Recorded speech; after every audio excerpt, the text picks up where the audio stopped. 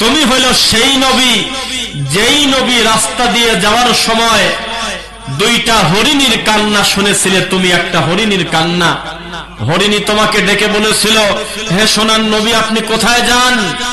আমি তখন বললাম আমি এই দিকে যাচ্ছি। তোমার এই অবস্থা কেন? তোমাকে বাঁধলো কে?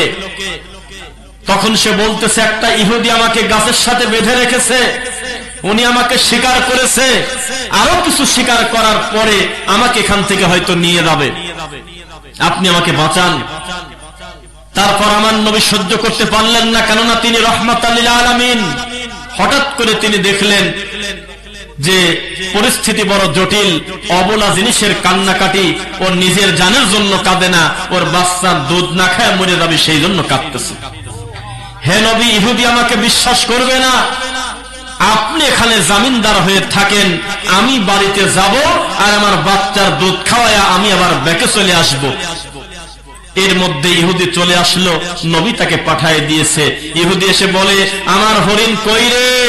দেখে যে যেই জায়গায় হরিণ রাখা ঠিক তার পাশে দাঁড়ানো মুহাম্মদুর রাসূলুল্লাহ সাল্লাল্লাহু আলাইহি ওয়াসাল্লাম। কি ব্যাপার, আমার হরিণ কোথায়? তখন বলা হলো, চিন্তা করবেন না, কিছু সময়ের ভিতরে হরিণ আবার ব্যাকে আসবে। তখন ইহুদি বলে, মাথা খারাপ নাকি? এ কেমন কথা?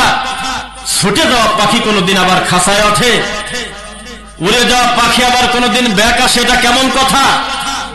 আপনাকে গাছের সাথে বেঁধে রাখবো, না আসা পর্যন্ত আপনাকে ছাড়া নাই। হরিণী তখন বাসায় চলে গেল, গিয়ে বলতেছে, মারে তাড়াতাড়ি তোমরা চলে আসো, আমার বুকের দুধ খাও, জীবনের শেষ খাওয়া খায় নাও, আর কোনদিন খেতে পারবে না, কেননা আমি মুহাম্মদ সাল্লাল্লাহু আলাইহি ওয়াসাল্লামকে আমার জায়গায় গাছের সাথে বেঁধে রাখি আসছি। তখন বাচ্চারা বেঁকে বসলো, তুমি হলো জালেম মা, তোমার মতো মায়ের দুধ না খেয়ে মরে যাওয়া ভালো, তাও দুধ খাওয়া ভালো না, তুমি আমার সোনার নবীকে গাছের সাথে বাঁধিয়ে আসলে।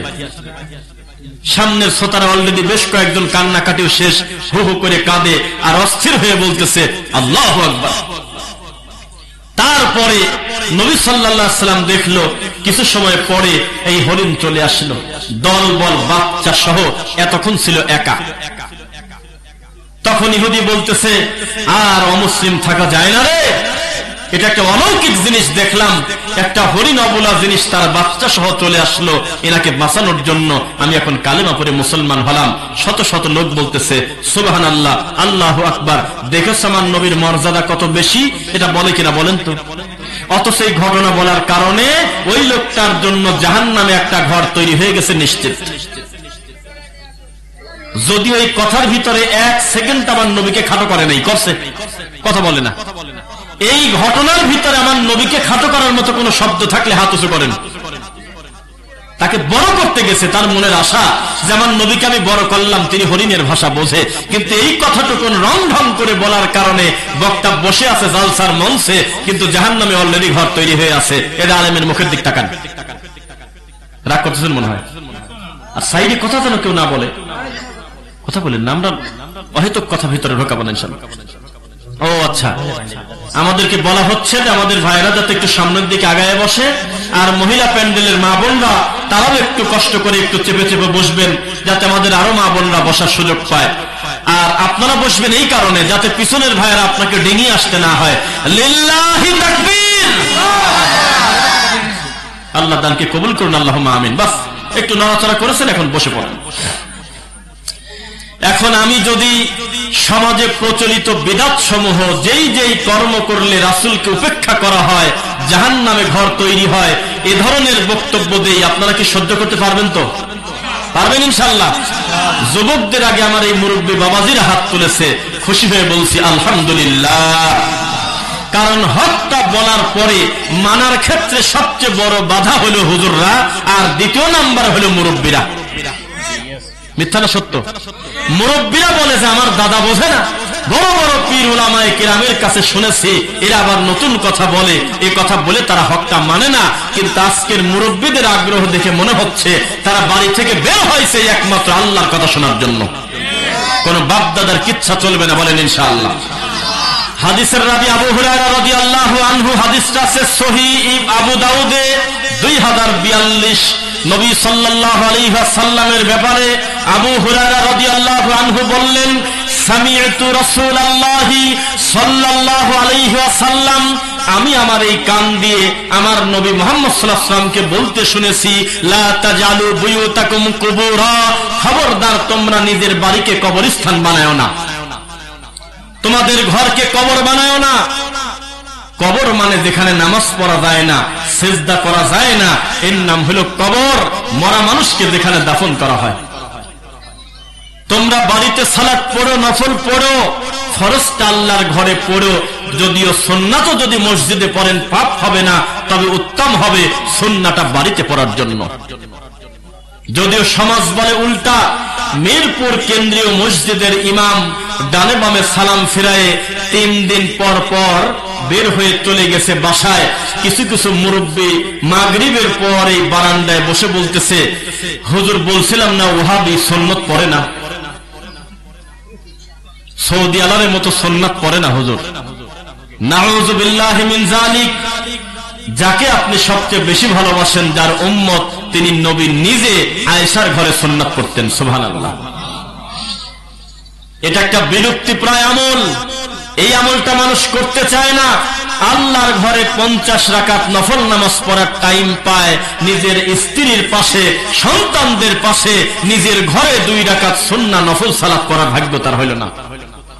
এই ঘরকে আল্লাহর নবী কবরস্থান বলেছে, লা তাজালু বুয়ুতাকুম কুবুরা, খবরদার তোমরা তোমাদের ঘর সমূহকে খবরদার কবরস্থান বানাও না।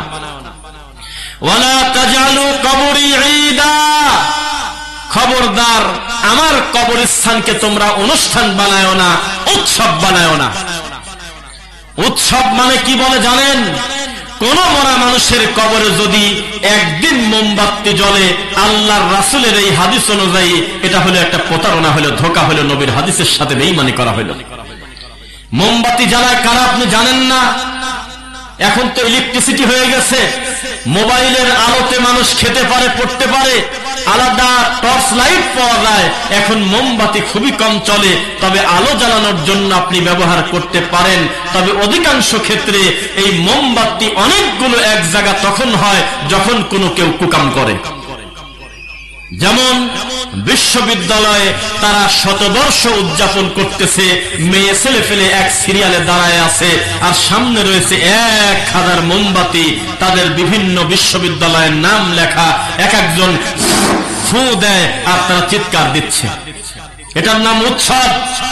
মরা মানুষ, লোকটা মারা গেছে, তার কবরের পাশে মোমবাতি আমাদের এই দেশে জ্বলে কি জ্বলে না বলেন?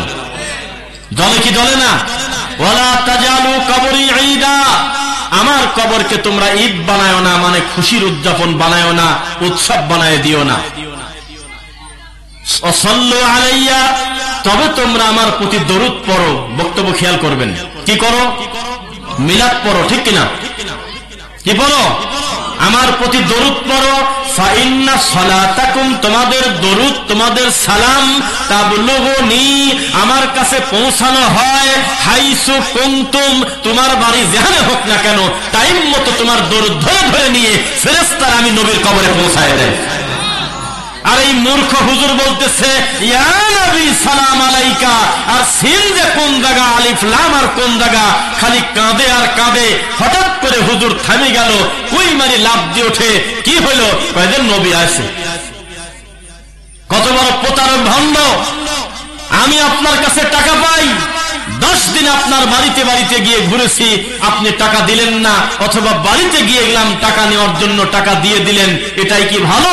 না নিজে পায়ে হেঁটে আপনি আপনার আমানতটা নিয়ে এসে বললেন, হুজুর 10 তারিখে টাকা দেওয়ার কথা, এই নেন টাকাটা আমি দিয়ে গেলাম। কোনটা, পরেরটা ভালো না আগেরটা ভালো? তোমার মাথায় কিছু ঢোকে না? তোমার নবীকে তুমি মিনিটে মিনিটে মিলাদে ডাকো, যেখানে সেখানে চেয়ার রেখে দাও যে নবী আসতে পারে। আরে চট্টগ্রামের একটা হুজুর সেই দিন জালসা করতে করতে লাফ দিয়ে উঠে হু হু করে কাঁদি পড়ে গেছে। সামনের লোক কানাকানি করে, হুজুর কেন পড়ে গেল? কয় যে সোনার নবী তাশরিফ আনছে। এরকম জোকার এই কুষ্টিয়াতে আছে, আল্লাহর কসম আছে, সে বিশ্বাস করে আমার নবী যে কোনো টাইমে চলে আসতে পারে, এই জন্য মিলাদ পড়তে হবে দাঁড়ায় দাঁড়ায়। এরকম রোগী আছে কিনা বলেন? আপনার নবীকে আপনি মান দিলেন না, আল্লাহর কসম করে বলতেছি তাকে আপনি বেইজ্জত করলেন, কেননা তার বিশাল সম্মান। তিনি মারা গেছে কথা ঠিক, তবে আল আম্বিয়াউ আহইয়াউন ফি কুবুরিহিম ইউসাল্লুন, প্রত্যেকটা নবী কবরে জিন্দা এবং তারা সালাত আদায় করতেছে।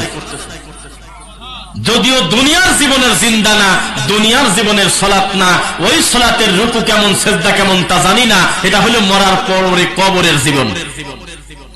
ফেরেশতারা বলতেছে যে এখন যে দরুদটা পড়লাম, এই দরুদটা হলো এই মিরপুর যুব সংঘের আয়োজনে যে মাহফিল হচ্ছে, এই মাহফিলের সভাপতি হাফেজ মাওলানা খয়বার আলী খায়রুল ইসলাম বলছে, আল্লাহুম্মা সাল্লি আলা মুহাম্মদ, আল্লাহুম্মা বারিক আলা মুহাম্মদ।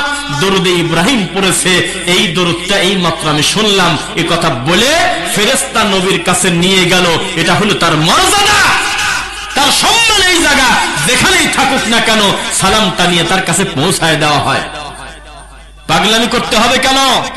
তুমি মিলাদ পড়তে পড়তে মরেও যদি যাও, আমার নবী এখানে বাড়ি বাড়ি ঘুরবে কেন?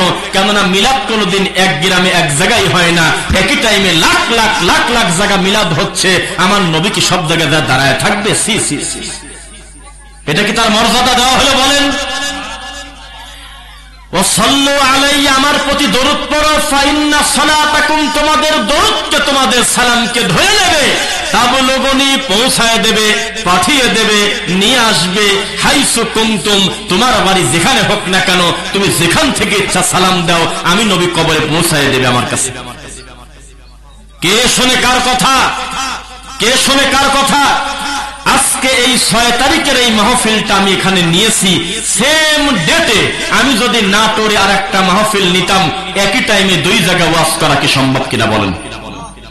কথা বলে না। সম্ভব? আরে সম্ভব যদি না হয়, লক্ষ লক্ষ মানুষের সামনে পীর বক্তব্য দিচ্ছে, অনেক লোক তার ভিতরে কোরআনে হাফেজ আছে, আলেম আছে, এমএ পাস আছে, শিক্ষিত আছে, ইমাম আছে, মুয়াজ্জিন আছে, মুসল্লি আছে, হাফেজ আছে, সমস্ত লোকের সামনে বলতেছে, তোমরা কি গাউসে পাককে চেনো? জিলানী কি কে চেনো? আব্দুল কাদের জিলানী কি জিনিস তোমরা কি চেনো? একটা কারামত তোমাদেরকে আমরা বলে যাই, আব্দুল কাদের জিলানী এক টাইমে 72 জায়গায় ইফতার করছে। রমাদান মাসে মিরপুর উত্তর পাড়ার লোক বলেছে, জহুরুলের বাড়ি আপনার মাগরিবের সময় ইফতার করা লাগবে। খয়বার ভাই দাওয়াত দিয়েছে, আমার বাড়িতে আসবেন। আমিও দাওয়াত দিয়েছি, আমার বাড়িতে আসবেন। উনি খুশি মনে সবার দাওয়াতই মেনে নিয়েছে। এখন এই লোক বলে আসরের সালাতের পর অপেক্ষায় আছে, এক একটা মোড়ে মোড়ে যার যার বাড়িতে সেই সেই। হঠাৎ করে ঘটনা এমন হয়ে গেল, এও দাওয়াত দিয়েছে, ও দাওয়াত দিয়েছে, মুখামুখি দেখা। হুজুর কখন আসবে? হুজুর কখন আসবে মানে? তুই হুজুরের টেনশন করিস কে? হুজুর আসবে আমার বাড়ি।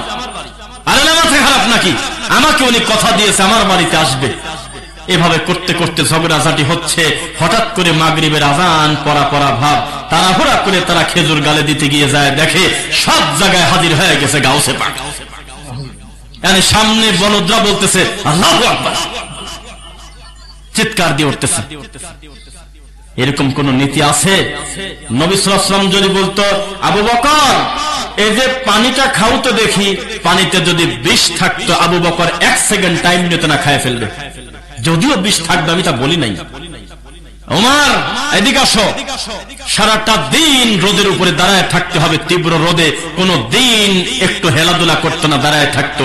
অর্ডার যেহেতু আমার নবী করেছে, যদিও এই অর্ডার তিনি করে নাই। উসমান, এই মুহূর্তে আমাকে ভালোবেসে তোমার জীবন দিয়ে দিতে হবে।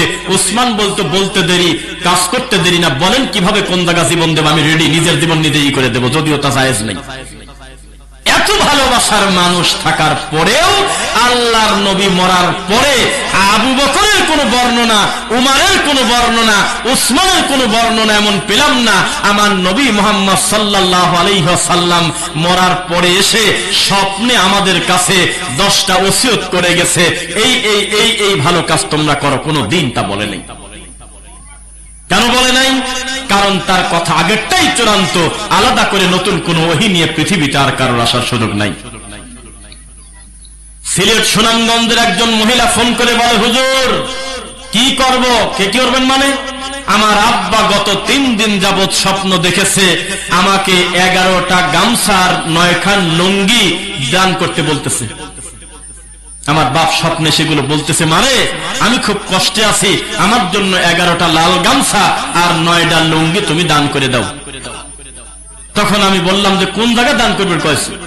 কয় যে মাজারে দান করবে কয়েছে। তাই বললাম ওটা তোমার বাপ না, ওটা ইবলিস। সত্যি যদি তোমার বাপ হয়, ও যদি বলে যে আমি পুড়ে মরে যাচ্ছি, মারে 1 বদনা পানি দে, তোমার জীবদ্দশায় কোনোদিন যদি কবরে 1 বদনা পানি না দাও, জীবনেও গুনাহ হবে না। কেননা মরা মানুষের স্বপ্নের উপরে শরীয়তের কোনো হুকুম আহকাম সাবেত হয় না। যে মরে গেছে তার আমল বাতিল, এগুলো তোমাকে ধোঁকা দিচ্ছে শয়তান।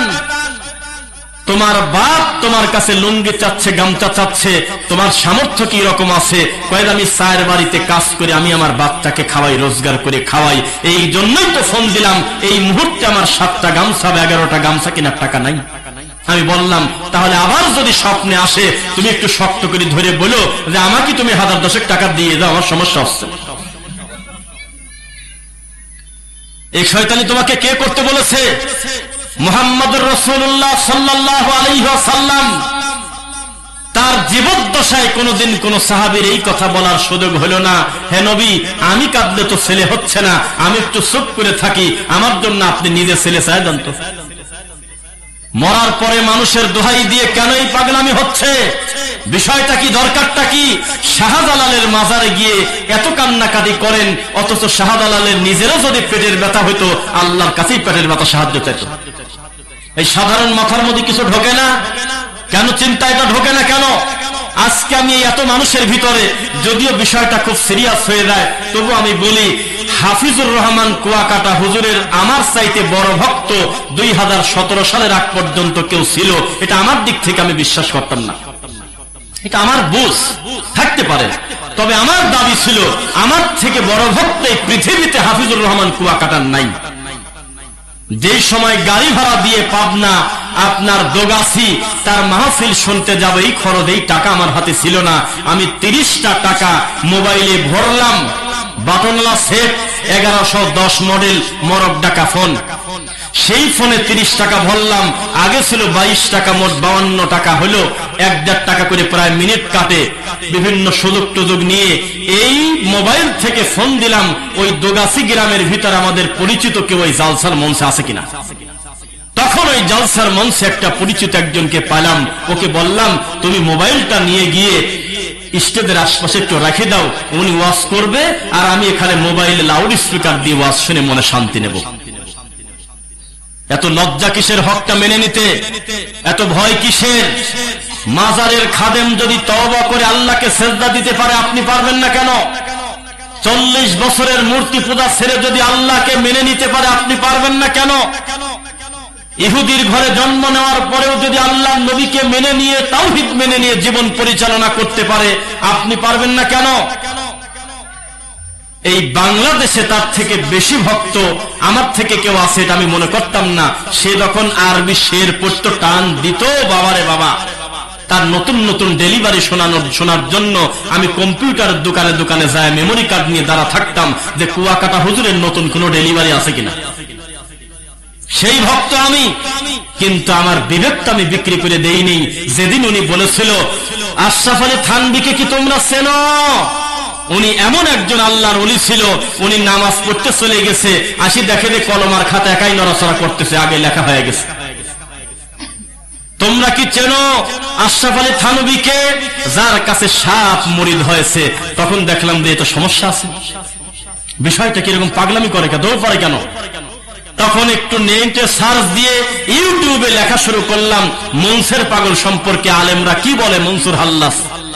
এখন দেখি মূলধারার পড়াশোনা যারা বড় বড় ডক্টর মাদানী আলেমের বক্তব্য, মনসুর হাল্লাস ছিল একজন কাফের বেঈমান, যে নিজেকে আল্লাহ দাবি করেছিল, তার সমসাময়িক সকল আলেম বলেছিল সে কাফের। আর সেই মনসুর পাগলের ব্যাপারে দেখি আমার কলিজার টুকরা কুয়াকাটা হুজুর কি বলে। সে বলতেছে মনসুর পাগলকে কি তোমরা চেনো? মনসুর পাগলের জেলখানার মধ্যে আমার আল্লাহ চলে গেছে। মনসুর পাগলের জেলের মধ্যে আল্লাহর কাবাঘরটা আল্লাহ নিয়ে আসছে। তখন বুঝলাম এটা তো খারাপ শয়তান, জিনা এটা হক হতে পারে না। আমাদের ইসলাম কোন জাদুকর ইসলাম না। মদিনা থেকে মক্কাতে পায়ে হেঁটে কষ্ট করে না খেয়ে কোন রকম খেজুর খেয়ে পানি খেয়ে আমার নবী আসছে হজ করার জন্য। কাবা ঘর 1 ইঞ্চি নড়াচড়া করে গেল না। হে নবী দাঁড়ান, রাত হয়ে গেছে, কেউ তো ঠিক পাবে না, মারেফত একটু দেখায় দেই, আমি গোটা কাবাটাকেই তুলে আপনার কাছে দিয়ে দেই, আপনি হলো রহমাতাল লিল আলামিন, আপনার কষ্ট আমার সহ্য হচ্ছে না। 1 ইঞ্চি কাবা নড়াচড়া করে না। আর বাংলাদেশের জোকার মুফতি চোখ বন্ধ করলে খালি কাবা দেখে, ওই সামনে কাবা রেডি। তখন দেখলাম যে বোঝা শেষ, যে যত চাটুকারতা পড়ে মিথ্যা কথা বলে সোনাবানোর গল্প করে ধর্ম প্রচার করতে পারে সেই হলো এই জাতির আল্লামা। আজকে যিনি প্রধান বক্তা আলোচক শায়েখ ডক্টর আবু বকর মোহাম্মদ জাকারিয়া হাফিজাহুল্লাহ, যিনি আপনার ঘরের সাথে এই জেলারই সারা বাংলাদেশের একমাত্র ইসলামী বিশ্ববিদ্যালয় কুষ্টিয়া, সেখানকার দায়িত্বশীল, সেখানকার একজন প্রফেসর, ঠিক কিনা? সন্দেহ আছে? এত বড় একজন বিদ্বান 2019 সালে সাক্ষী আছে এখানে। 2019 সালে আমাদের পাবনা পলিটেকনিক্যাল নামে একটা জায়গা, তার অপোজিটে পাঁচিলের পাশে তিনি বক্তব্য দিতে আসলেন। তার সাথে ছিলেন ডক্টর মানজুরে ইলাহি, ডক্টর সাইফুল্লাহ মাদানী। বাংলাদেশের সবচাইতে গ্রহণযোগ্য এবং সিনিয়র বড় দায়ী এই 3 জনের সিরিয়ালে আপনি রাখতে বাধ্য হবেন। এত বড় বিদ্বান এসে আলোচনা করবে, তখন আমরা একেবারে কাঁচা বেদাতি, কাঁচা মানে বেদাত আরো বেশি বেশি করতে চাই, কিন্তু চান্স পাইনি।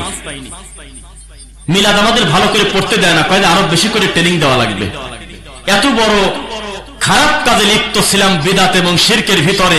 তখন একজন ডাক্তার মানুষের বুদ্ধিতে আমরা এই বয়ান শুনতে গেছিলাম, বলছিল কি ওনারা বড় শিক্ষিত, বিশ্ববিদ্যালয়ের মাস্টার, মদিনা থেকে পড়ে আসছে, ভালো মন্দ যা লাগে লাগুক, আগে চলো তো গাড়ি ভাড়া আমি দেবো না, দেখো তো কি বলে তারা।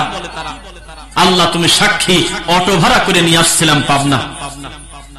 আসার পরে দেখি সামনে আরএফএল চেয়ার হবে সর্বোচ্চ 200, লাল চেয়ার আরএফএল 200 খান চেয়ার হবে, তার ভিতরে 120টা প্রায় খালি পড়ে আছে। ঠিক ওই একই দিন মাত্র 1.5 কিলো ফাঁকে একজন, নাম বলবো না, শেষে আছে পুরি। কি পুরি এটা আপনি বলেন না মুখ দিয়ে? একটা পুরি, একটা বক্তা, এ সাপের গল্প করে, ব্যাঙের গল্প করে, কুত্তার গল্প করে, বানরের গল্প করে, ধর্ম তো বহু দূরের কথা, এ যে কি মুখ দিয়ে বলে আর পান জর্দা খায় তার হিসাব নেই। এরকম একটা মেন্টাল রোগী আসতে হলো 1.5 কিলো ফাঁকে। তখন এখানে ওয়াজ যাই আলোচনা শুনলাম আমরা, প্রশ্নোত্তর পর্ব হলো, কত সুন্দর ওয়াজ নসিহত শেষ করে একটা মাসনুন দোয়া পড়ে তারা চলে গেল। পরের দিন আমরা বললাম যে লোক কোথায়, লোক এত কম হলো কেন, আমি তো ভুল ধরবো। তখন তারা বলতেছে লোক কিভাবে হবে, ওই পাশে আব্দুল খালেক শরীয়তপুরি আসছে, বোঝেন না? এত বড় হুজুর আছে আপনি বোঝেন না? মহিলা প্যান্ডেল থেকে মহিলার অবজেকশন দিচ্ছে, এত বড় বক্তা এত ছোট প্যান্ডেলে আনছে কি কামে? জালসায় জায়গা হবি না তো দাওয়াত দিচ্ছিস কি কামে? জালসায় জায়গা হয় না, মানুষের ধানের ক্ষেত পর্যন্ত মুড়ে যাচ্ছে এই পাগল জুকারকে দেখার জন্য। আর বাংলাদেশের শ্রেষ্ঠ বড় বড় বিদ্বান এসেছে, এ জাতি তাদের বুঝতে পারল না। তখন আমার মাথার ভিতরে ঢুকলো, এ জাতি তো ক্যান্সারের রোগী রে, এ জাতি গোটাটা তো ক্যান্সারের রোগী। যেই রোগী তার জন্য কল্যাণ কোনটা অকল্যাণ কোনটা ডিসিশন তো বোঝে না রে। এই মেন্টালের বক্তা বক্তব্য শোনার জন্য ভিড় হচ্ছে। সত্যি যদি তাদের মিনিমাম বিদ্যা থাকতো, আপনি বলেন তো দেখি, দাওয়াত তো বহু দূরের কথা, এই মেন্টালের নাম নিয়ে তো কেউ জালসায়। জাতি হলে এইরকম, তারা ক্যান্সারের রোগী। এই জাতি সিদ্ধান্ত নিয়েছে যে এই বক্তা আগে 30 পরে 70 নেয় না। কিসের বড় বক্তা সে? যেই বক্তা 3 বছর আগে দাওয়াত দিয়ে ডেট পাওয়া যায় না, উনি হলে একটা জিনিস। আর এসব বক্তাকে তো মাগরিবের আগে বললেই চলে আসে, এরা তো ঘরের কাছের লোক। এটা হলো মানুষের স্বভাব। যে যত জাল হাদিস বলতে পারে সেই দেশের তত বড় আলেম। সত্য বলতে লজ্জা কিসের? হক আমরা বলবো, হক আমরা মানবো, বলেন ইনশাআল্লাহ। এবার রেডি তো? এত কথা বলে নিলাম, এবার কিন্তু আমি বেদাতের বিষয়ে কথা বলবো ইনশাআল্লাহ। বিদাত কাকে বলে? বিদাত হলো গিলাসটা পূর্ণ হয়ে আছে, ওস্তাদি করে আবার আরেক গিলাস নিয়ে এসে আবার ঢালার নাম হলো বিদাত। কেন এত উস্তাদি কেন? গিলাসটা পূর্ণ হয়ে আছে। আল ইয়াউমা আকমালতু লাকুম দীনাকুম ওয়া আতমামতু আলাইকুম নি'মাতি ওয়া রাদিতু লাকুমুল ইসলাম দীনা। দিনকে আমি পরিপূর্ণ করে দিলাম, আজ কিয়ামত পর্যন্ত এমন কোন বিপদ আমার বান্দার হবে না যার জন্য শরীয়তের আলাদা করে কোনো হুকুম আর আকাম নাজিল করা লাগে।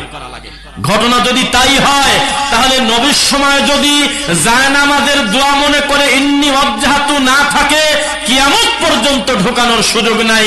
যত বড় বুজুর্গ এটা চালু করুক, তত বড় বুজুর্গকেই জাহান্নামে যেতে হবে যদি তওবা না করে, বিদআতের উপরেই যদি প্রতিষ্ঠিত থাকে। নবী সাল্লাল্লাহু আলাইহি ওয়াসাল্লামের সাহাবীদের নামাজে যদি নাওয়াইতু না থাকে, কিয়ামত পর্যন্ত কোনো মানুষের নাওয়াইতু দরকার নাই, নাওয়াইতু ছাড়াই জান্নাতে যাওয়া যাবে। এটাই হলো নবীর সুন্নাহ।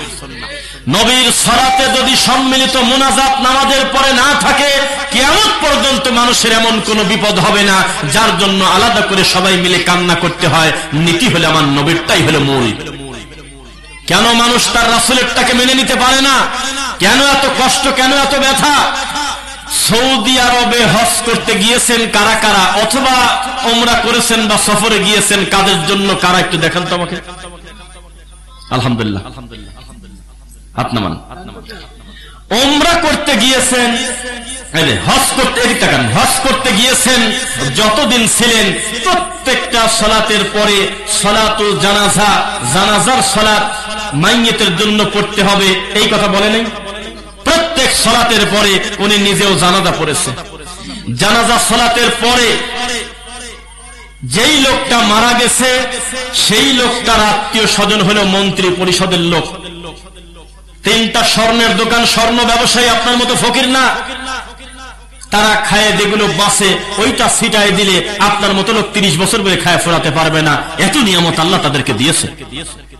আপনি কোন দিন পেয়েছেন যে একজন বিশেষ ব্যক্তি মারা যাওয়ার কারণে বলল ডানে বামে সালাম ফিরায় কেউ যাবেন না, এই মাইয়িতের জন্য কুলখানির খাবার খায় তারপর যাবেন? বলেন, পাইছেন? পাইছেন? তাদের কি টাকার অভাব? তাদের কি খাবারের অভাব? আপনার মতো লোককে খাদ্য দিয়ে ঢেকে দেবে। পৃথিবীতে সবচেয়ে বেশি খাদ্য বিলাস করে যারা, তাদের ভিতরে সৌদি আরব প্রথম কাতারে। ঠাট্টা মস্করা করবেন না। ইফতার করতে বসছি আমরা মক্কার হারামে, এমন একটা পরিস্থিতি, লোক চিনে না কিছু না, আস্তে করে খালি প্যাকেটটা খেলে চলে চলে যায়। 11টা প্যাকেট হয়ে গেছে আমার সামনে, প্রত্যেকটা প্যাকেটে মাংস, বিরিয়ানি। আপনি ঠাট্টা পাইছেন? আপনি এক প্যাকেট খিচুড়ি দান করতে দেয় 4 বার সেলফি তোলেন, আর ওরা হলো 3000 টাকা দামের জায়নামাজ দিয়ে বলতেছে আমার নাম বলেন না কারোর কাছে, কিন্তু আবার আস্তে করে গোপনে দিয়ে চলে যাচ্ছে। মনে হচ্ছে তারা ফকিরের মতো রাস্তায় দাঁড়ায় আছে। আমি একজন হাজির হাতে যদি এই পানিটা তুলে দিতে পারতাম, খেজুরটা তুলে দিতে পারতাম, কতই না ভালো হতো। আপনার এই বাংলাদেশের জন্ডিস মার্কা খেজুর না, 1 কেজি খেজুরের দাম বাংলাদেশি টাকায় প্রায় 2500-3000 টাকা। এই খেজুর প্যাকেট করে করে নিয়ে হাজির কাছে গিয়ে আদবের সাথে পেশ করতেছে, মনে হচ্ছে উনি আমার কামলা। কেন এই লোকটা মনে করলো না মানুষকে খাওয়ানোটা, মরা মানুষকে কেন্দ্র করে যদি কোন ধরনের নেকি থাকবে, এই নেকি পাওয়ার সবচাইতে সামর্থ্যবান হলো সৌদির লোক? কেন তারা মনে করলো না কেউ উঠবেন না, যেহেতু আপনারা প্রায় 1 লক্ষ হাদি এসেছেন, আমার জন্য জুলুম হবে সবাইকে মাংস খাওয়ানো, আমি প্রত্যেকটা লোকের সামনে 10টা করে খেজুর দেব, মাইয়িতের জন্য মৌতিখানা খায় যাবেন? কেন বলে না? বিষয়টা কি? তার মানে নবী সাল্লাল্লাহু আলাইহি ওয়াসাল্লাম যেটা করেন নাই সেটা তারা করবে না।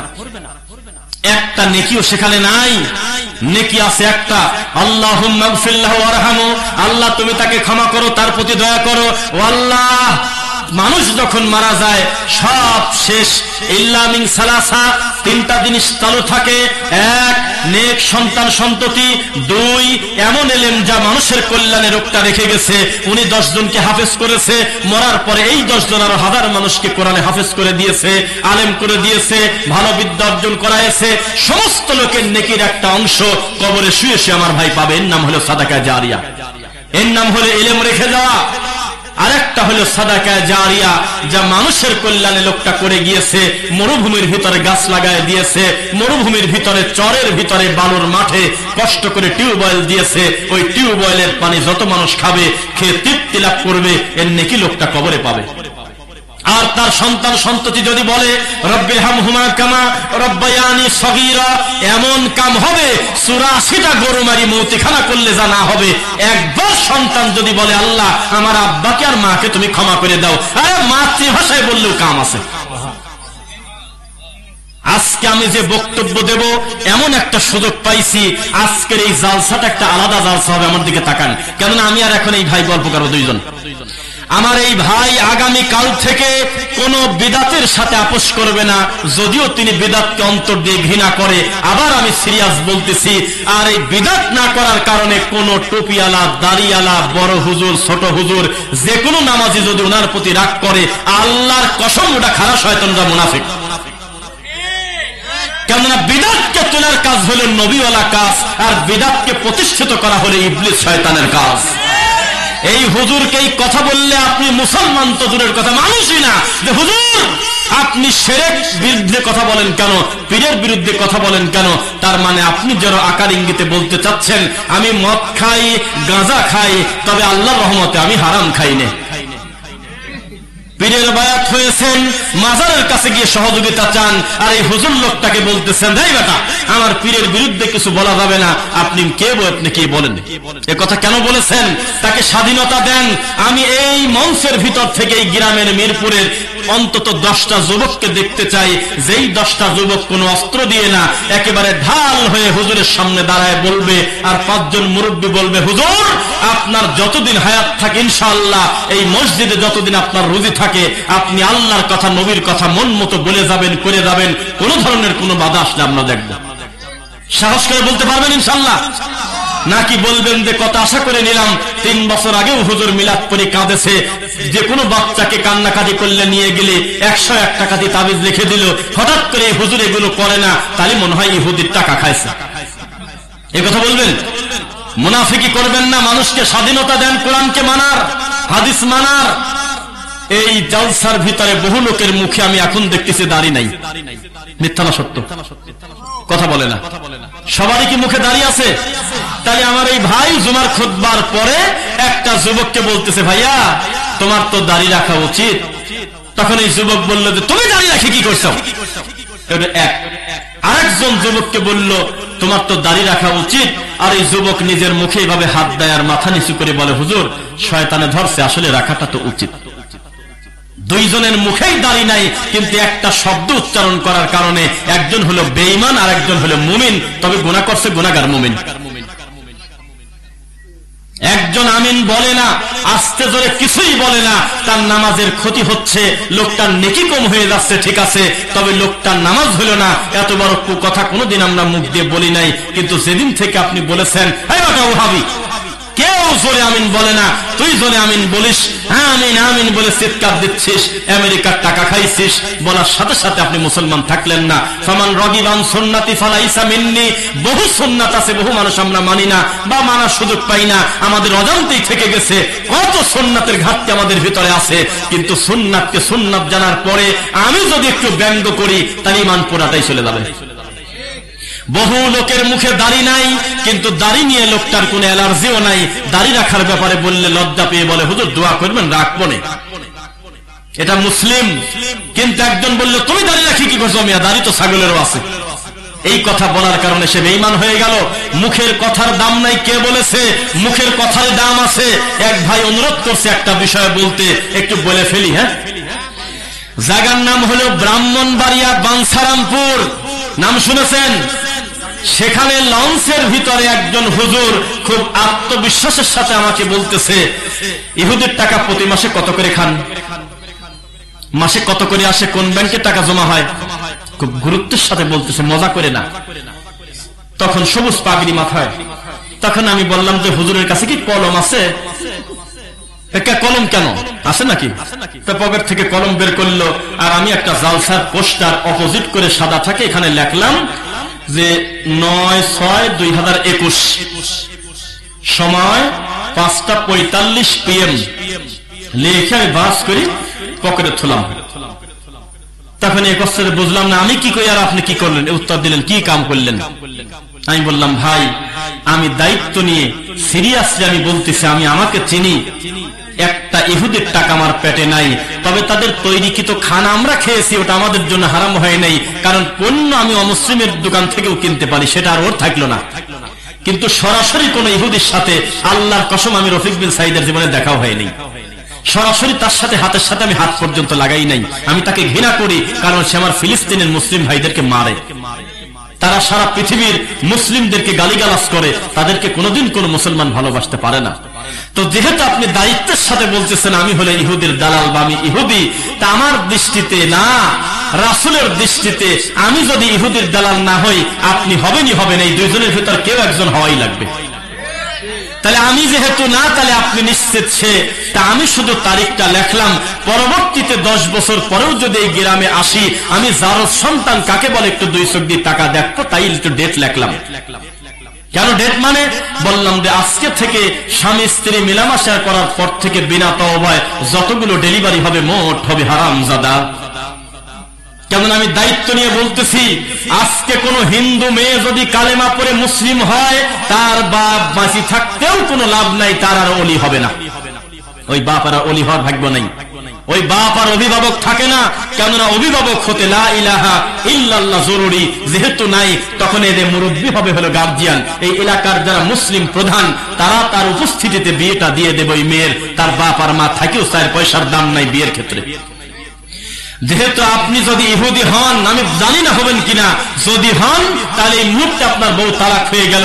কেননা হিন্দু আর মুসলিমের বিবাহ হয় না, একসাথে এই কাজ করা যায় না, দুইজনকেই কালেমা পড়তে বাধ্য, নাহলে বিয়ে হবে না। হবে কি?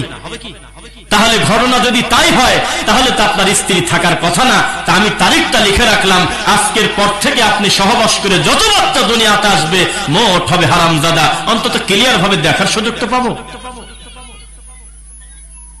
ও হলো মানুষের পেট থেকে হয়েছিল ওই হুজুর মানুষটা। এতক্ষণ বদনাম করলাম, এখন একটু সুনাম করি। 27 মিনিট আমরা লঞ্চে ছিলাম, খুব একটা বেশি বড় নদী না, 27 মিনিট আমরা লঞ্চে ছিলাম। 1 সেকেন্ডের জন্য আমার মুখের দিক তাকায় নাই, আর 1 সেকেন্ড আমার মুখের দিক তাকায় নাই। তাই আমি বলেছিলাম, ধোকা দিয়ে জিতছে পৃথিবীর কেউ না, জানলে সে জানে সে ধোকাবাজ। ফাঁকি যে দিচ্ছে পৃথিবীর কেউ না, জানলে সে নিজে জানে উনি ফাঁকিবাজ। তাবিজ নেওয়াজে শিরক, আহলে হাদিসের লোকও যদি 2-4 জন অজানা থাকে, রেজাল্ট করে না আবরারের জানা বাকি নাই। সেই জন্য তাবিজকে টিকানোর জন্য মারামারি করা লাগলে, বাহাস করা লাগলে করব, কিন্তু নিজের ছেলের গলায় পর্যন্ত তাবিজ দেয় না। নিজে কোনোদিন কোনো দোকান দেবে না, সে জানে এটা শিরক। শুধু তার বাবাকে প্রতিষ্ঠিত করার জন্য জাতির সামনে বাহাস করতে রেডি, এই তাবিজের মতো শিরককে টিকানোর জন্য। কেন এই বেদাত সমাজে চলে আপনি বোঝেন না? আজকে এই হুজুরের বেতন হলেও 20,000 টাকা, জানি না, আমি একটু বাড়ায় বললাম, লজ্জা যদি একটু বাড়ামারা দেন।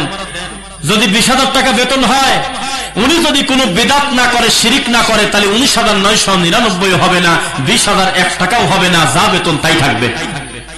আর যদি উনি বেদাত করে, 10,000 টাকা বেতন দিলেও কবে আমার সমস্যা কি, তোরা কি মরা বাদ দিয়ে দিবি নাকি? তোর এলাকায় কেউ মরবি না নে? তাবিজ কবজ কি কিছুই লাগবে না নে? মিলাদ কি পরে একেবারে বাদ দিয়ে দিবি নাকি? বেতন ইতি হাতি নেব না রে? মিলাদ আর কুলখানি আর মরা খায় এত দিনে 30,000 তুলে ফেলবো। হারামে বরকত হবে না, কথা ঠিক। তবে এই সমাজে যদি বিদআত চলে, শিরিক চলে, সবচেয়ে বেশি লাভ হয় হলো আমার এই ভাইয়ের। এই ভাইটার সবচেয়ে বেশি লাভ হয়, কিন্তু এই মসজিদের তিনি রানিং খতিব, মিথ্যা না সত্য? তো তিনি চাচ্ছে সমাজ থেকে বিদআত উঠে যাক, আপনি চাচ্ছেন না কেন? কেন চাচ্ছেন না যে সমাজ থেকে বিদআত উঠে যাক? চাইবেন তো ইনশাআল্লাহ? বিদআত করলে একটা পুরস্কার আছে দুনিয়াতে, শুনবেন নাকি পুরস্কারটা কি? বিদআত করলে 1 নাম্বার পুরস্কার, যে ইবাদতই করতেছে বিদআত থাকার কারণে ইবাদতটার সামনে আগালো না, অনেক দাফন হয়ে গেছে। পুরস্কার উল্টি করে বললাম আর কি। 2, লোকটার কপালে পরকালে আর কি আছে তা বলবো না, তবে হাউজে কাউসারের পানি তার কপালে জুটবে না। এর থেকে বড় শাস্তি বলে আছে কিছু মনে করেন? বিদআত কি ছোট পাপ না বড় পাপ বলেন? বিদআত বিশাল বড় পাপ। আমি একটা টুপি মাথায় দিছি, আমার ভাই একটা টুপি মাথায় দিছে, আমার এই প্রিয় ভাই আর একটা টুপি মাথায় দিছে, কিন্তু এই 3 জনের ভিতর আমি বললাম আমার এই টুপিটা সোনার নবী মাথায় দিছে, এই টুপি মাথায় দিলে হলো সুন্নাত হয়, আর এই 2টা টুপি চলবে না। আমি টুপি মাথায় দেওয়ার পরেও এই কথা বলার কারণে একটা নোংরা আকীদা লালন করলাম। কারণ ছাড়াই একটা টুপি পাইছে, টুপি তো টুপি, কিনে নামাজ পড়তে গেছে, ও 5 কলিও বোঝে না, 6 কলিও বোঝে না। আর একটা লোক বুঝে গেছে, এদিকে ফাতেমা, এদিকে হাসান, এদিকে হোসেন, এদিকে আলী, মাঝখানে তারা হলো মুহাম্মদ সাল্লাল্লাহু আলাইহি ওয়াসাল্লাম। এই কথা বিশ্বাস করে এই লোকটা মরা পর্যন্ত সেজদা দিলে এই কুফরি আকীদা ভিতরে থাকার কারণে এখন তার ইবাদত আর আগাবে না। মানুষ ইবাদত করে না, কে বলেছে? কথা হজম করতে শেখেন। এই মিরপুরবাসী যত ইবাদত করে সৌদিয়ার লোকেও এত ইবাদত করে না, কারণ তারা সবে বরাতে নামাজ পড়া লাগে তা জানে না, সবে বেরাতে 4টা রোজা রাখা লাগে তা জানে না, লাইলাতুল কদরে 100 রাকাত আছে তা জানে না, বাড়িতে মিলাদ পড়তে যায় দীর্ঘ সময় কান্নাকাটি করতে হয় তা জানে না, যে কোনো একটা কারণে অকারণে মুনাজাত করে আধা ঘন্টা ধরে কান্না করতে হয় এই নীতি তারা জানে না। বহু কিছু আপনাদের থেকে তারা পিছায় আছে, তবে একটা ব্যাপারে আগায় আছে, সেটা হলো নবীকে হুবহু অনুসরণ করার ব্যাপারে। কেন লজ্জা হচ্ছে না আপনার? আপনি যদি অল্প আমল করে জান্নাতে দেয় আল্লাহ, আপনার অসুবিধা আছে। শুধু আয়াতুল কুরসি যদি ফরজ সালাতের পরে পড়ে জান্নাতে ঢোকা, কোনো দেরি হবে না, খালি মরা বাকি। এই ফজিলত যদি আল্লাহ দেয়, আপনার অসুবিধা কি? আপনি কেন ভয় পেলেন যে কেবল নামাজ শেষ করলাম এখনই মাথায় হাত দেব? আমি মজা করে বলেছিলাম, এ কি নামাজ পড়ে কি আফসোস করতেছে নাকি যে কি একটা কাম করলাম রে, মাথার পর হাত দিয়ে দেয়? কিসের মাথায় হাত দিলেন আপনি? আল্লাহর নবী যদি হাত না দেয়, সাহাবায়ে কেরাম যদি হাত না দেয়, কিয়ামত পর্যন্ত মাথায় হাত দিয়ে সূরা ইয়াসিন 11 বার খতম করলেও একটা নেকি তো হবেই না। ধর্ম নিয়ে ঠাট্টা করার কারণে বিদআত হয়ে গেছে। কে বুঝাবে এই জাতিকে এই কথা? মরা মানুষকে কেন্দ্র করে খাদ্য অনুষ্ঠান করা যাবে না। কতদিন ধরে আমরা বলে আসছি, আপনাদের গালির কাছে আমরা পরাজিত, আপনাদের লাঠির কাছে আমাদের পরাজিত, তবে দলিলের কাছে কিন্তু আপনারা পরাজিত। আজ পর্যন্ত কোন তাবিজের ব্যাপারী একটা কাগজ হাতে করে বলল না, কে কোথায় আছো, ওরে আহলে হাদিসরা মিথ্যা কথা বলেছিলে কেন? এই দেখো নবী থেকে সাহাবী থেকে 4টা দলিল পাইছি, যা দ্বারা বোঝা যায় আল্লাহর নবী কারোর গলায় তাবিজ দিয়েছে। এই দলিল কি কেউ দেশে আজ পর্যন্ত? তাদের দলিল হলো বড় হুজুররা কি বোঝে না? অসুবিধা কি? খারাপটা কি? কোরআনের আয়াতই তো ভিতরে আছে, সমস্যা কি? উপকার তো পাই, শয়তানি করার জায়গা আছে? আপনাদের 2 চোখ দিয়ে এমন কোন পীরকে কি আপনারা দেখেছেন যে পীর তার দাঁত দিয়ে রড লাইট কামরা ভাঙে? কথা বলে না। দেখেছেন? আপনাদের ভিতরে এমন কোন পীর কি কেউ দেখেছেন একটা চাকার উপরে সাইকেল চালায়, তাও আবার কুয়ার ভিতরে? দেখছেন নাকি? আপনাদের ভিতরে এমন কোন পীর কি কেউ 2 চোখ দিয়ে দেখেছেন যেই পীর সাপের কামড় একাই দাঁতে লাগায় দাঁড়া আছে? এরকম পীরকে দেখেছেন? তাহলে বোঝা গেল বাংলাদেশে এমন কোন পীর নাই যেই পীর সার্কাসের এই জোকার গড়া চাইতে বড় পীর। কারামতি দেখানোটা, ভেলকিবাদী করাটা যদি কারামত হয়, তাহলে পৃথিবীতে এমন কোন পীর নাই যে দাঁত দিয়ে সাইকেল কামড় দিয়ে ধরে রাখবে, গলার সাথে লোহা বাজায় বাঁকা করবে, রড লাইট কামড় দিয়ে ভাঙবে, যা আমরা সার্কাসে দেখছি। দেখেন নাই? এটা কারামত নয়। কারামত হলে 5 ওয়াক্ত সালাত আদায় করা, রমাদান মাসে সিয়াম পালন করা, সামর্থ্য থাকলে হজ করা, যাকাত দেওয়া, আল্লাহকে মানা, রাসূলকে মানা, সুন্নাহ মানা, বিদআত ছাড়া, তাওহীদ মানা, শিরক ছাড়া, এর নাম হলো বুজুর্গ। আর আমাদের সমাজে যে যত বেশি বিদআত করে সে তত বড় হুজুর। নাউজুবিল্লাহ পড়লেন না? শোনেন, বিচার একদিন হবে, হবে কিনা? মানুষকে খুশি করা বাদ দিয়ে দেন। বিশাল বড় দায়িত্বশীল মানুষকে একটু খুশি করার জন্য, মুখের হাসি দেখার জন্য বলে দিল, মাননীয় প্রধানমন্ত্রী আপনি হলো জান্নাতি। এভাবে কেউ ভেঙে বলেছে কিনা আমি জানি না। মাননীয় প্রধানমন্ত্রীকে আমি দৃষ্টি আকর্ষণ করে বলতেছি, আল্লাহর কসম করে বলি, আমার সুধারণা, আমার মনে হয় যখন এই কথাটা ওই কাফেলের মুখে শুনছিলেন, আপনার মনে হয় বিব্রত হয়েছিলেন। আপনি নিজেও চান নাই এই জোকার মৌলবী আপনাকে এই কথা বলে ডাকুক, আপনি নিজেও তা চান নাই।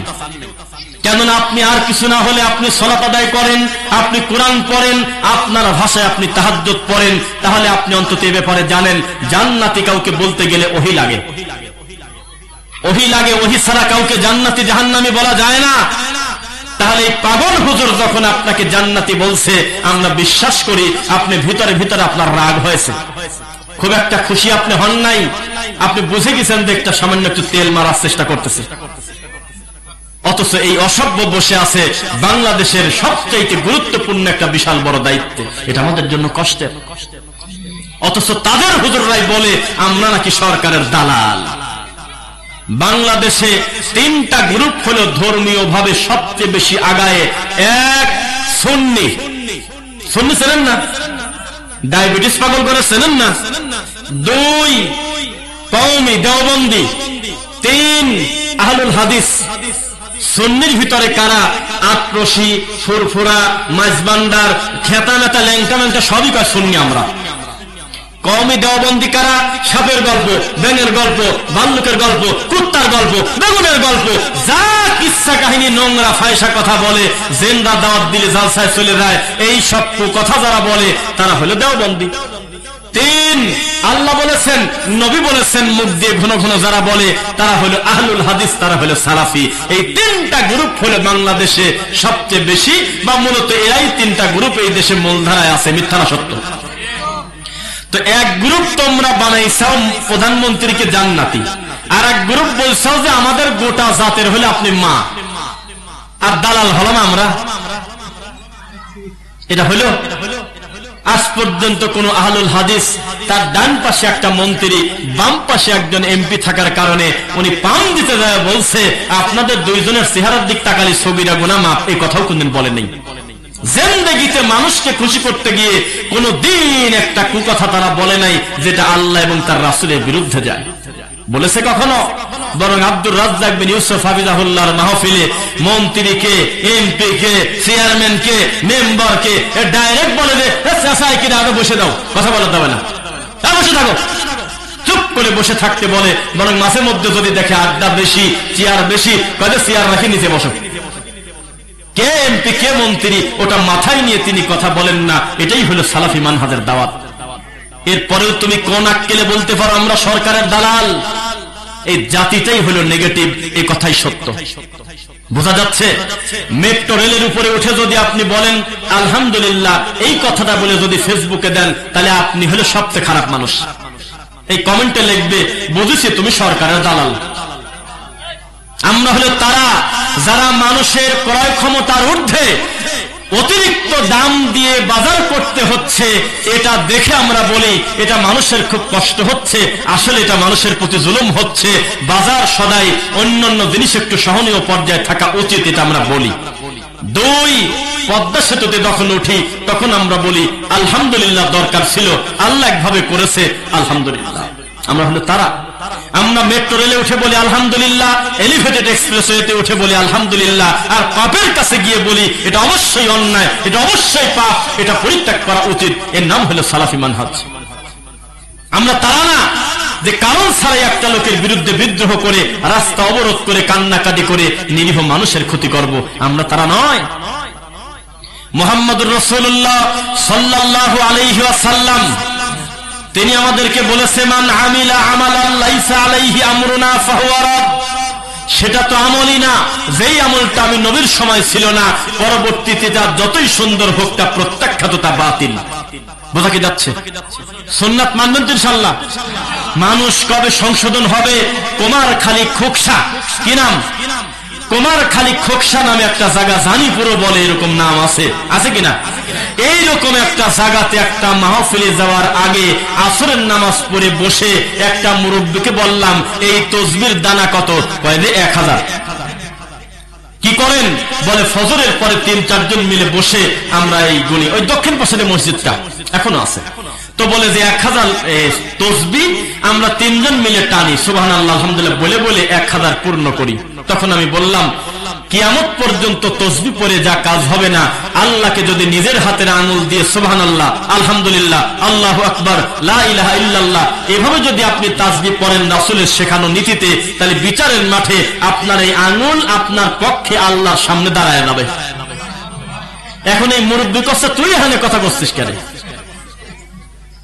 তোর কথা তো আহলে হাদিস গড়ের মতো হয়ে গেল। আচ্ছা আচ্ছা, এর আগেও কি আপনার কাছে এরকম কেউ আইছিল? কাজে হ্যাঁ, নামাজের পরে দোয়া পর্যন্ত তুলে দিয়েছে, মিলাদের মতো জিনিস তুলে দিয়েছে, কবে দিন কমিনি ফজর নামাজি নাই, তাই করছে আমার। কি বুঝলেন বলেন? এই জাতির ক্যান্সার কি করে ঠিক করবেন? এই জাতিকে আপনি যখন ধরে ধরে বলবেন এটা সুন্নাহ, এটা বিদআত, ভেঙে ভেঙে যখন বলবেন তখন আপনাকে শত্রু বলবে। আর কানে হাত দিয়ে উহু করে কাঁদে কি একটা গল্প বলে চলে গেল, এই বক্তার ওয়াজ শুনে মহিলা প্যান্ডেল থেকে বাড়িতে যায় আর বলে রে মন ভরা দিয়ে গেছে। কি ওয়াজ করলো কথা তো জানেন, কিন্তু শুনে জানটা ভরে গেছে। আপনাকে আমি ওই কুষ্টিয়া ইউনিভার্সিটির পাশে একটা উদাহরণ দিয়েছিলাম, একটা কথা, ওই কথাটা আপনাকে স্মরণ করে দেই যে এক পাশে টিউবওয়েলের পানি আর এক পাশে হলো গাভীর সেনা। সেনা চেনেন? 2 বালতির ভিতরে যদি 1 কেজি করে সিরা দিয়ে দেন ভেজা বাদ দিয়ে দেবে, তাই না? ভিজবে না? ভিজবে কি? ও বাবাজি, বয়স 50 বছর, সরমুনার দরবারে কেন যান? আপনি বলতেছেন হুজুর ওখানে গেলে মনটা নরম হয়, চোখে পানি আসে, দিলটা নরম হয়, আল্লাহর কথা মনে হয়। আপনার উদ্দেশ্য ভালো না খারাপ? তখন আমরা বললাম মন নরম করতে বলা হয় নাই, রাসূলের কায়দায় মন নরম করতে বলা হয়েছে। যেমন ভাবে ভেজা বড় কথা না, কি দিয়ে ভেজাবেন সেটা আসল কথা। গাভীর সেনা দিয়ে সিরা ভিজায় খাওয়া যেমন, পীরের কাছে গিয়ে মন নরম করা তার চেয়ে বেশি খারাপ। আমার মন নরম